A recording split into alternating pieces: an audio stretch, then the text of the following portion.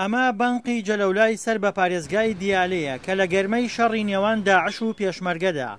بانقەکە تەقێنرایەوە و بڕی 24 ملیار دیناری عێراقی تێدا دزرا کە تا ئێستا چۆنیەتی بردننی پارەکە ئاشکرا نەبووە و بەرپرسانی ناحیەکەش بێئاگایی خۆیان نیشان دەدەن. هیچ زانیارێکم لەسەر ئەوشتە نییە. ناتوانم لە خۆمشۆ مەثەلەن بریارێک بەم برێم تاوانبار نییە چی بۆچینەوە ناتوانم. لەبەرەوە لەوانەیە قسێ بکەم ئەو قسە بشکێتەوە سەر ئەوە بە باشیان بە خراپیم ناتوانم ئەو قسە بکەم چونکە ئاگام لێ نییە زانیاریم لەسەر شتەکەنینە. کاتێک داعش لە ناوەڕاستی ساڵی 2014دا بەشێک لە جەلەولای کۆنتترۆل کرد، بانقەکە کەوتبووە ئەو بەشەی کە هێزە ئەمنیە کوردیەکانی تێدا بوو کە دواتر داعش تەواوی شارۆچکەکەی کۆنتترۆل کرد و هێزە کوردیەکان داعشیان بە بردننی پارەکە تۆمەتبار کرد.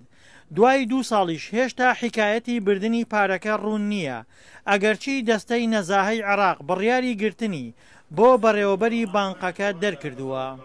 هەوڵماندا زۆر لە بەغا لەگەڵ مەحافزەوە بیگۆزنە بۆ مەسەفی خانەقین بەغاما قبولی نەکرد. دوێ ئەوە کەوا داعش هاتە ژووری جەولاوە مەسەفەکەی تەقان و پارەکەی برد، دیاوە لێژدەم دەرکرد کەوا وت بەنگەکە ڕووخاوە هیچی نەماوە داعش پارەکەی بردووە بەنگەی تەقانەتەوە. کێشەیە بۆ من دروستکردن کەوا من ئەمە ساڵێکە موچەم بڕاوە ساڵێکە عەزی کراوم و 30 ساڵ خدمەم هەیە و 8 مناڵم هەیە ئەمەیە لە وەزیری مالیە ئاودێکم بۆ داتەوە کەوا لە نەزاهەی دیالە و نەزاهەی حاکمی جنایەتی بەعقوبە حکمی غیابی بۆ دەکردنە ئەم شتانە ئەمە من ڕەدیەکەمەوە چووکە من ئەو شتانە کەم تەرخەمی نەبوو لەو بابەتەوە. پێشتر زۆربەی موچەخۆرانی ناوچە کوردستانیەکانی پارێزگای دیالە مانگانە موچەکانیان لە بانقی جەلەولا وەردەگرت، بەڵام ئێستا بانقەکە بۆ ناحیەی مەندەلی گوێزراوەتەوە.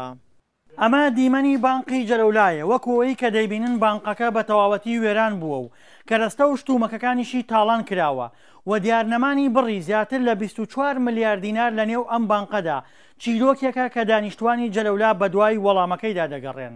دڵشاد ئەنوەر، دەنگی ئەمریکا، پارێزگای کەرکووک.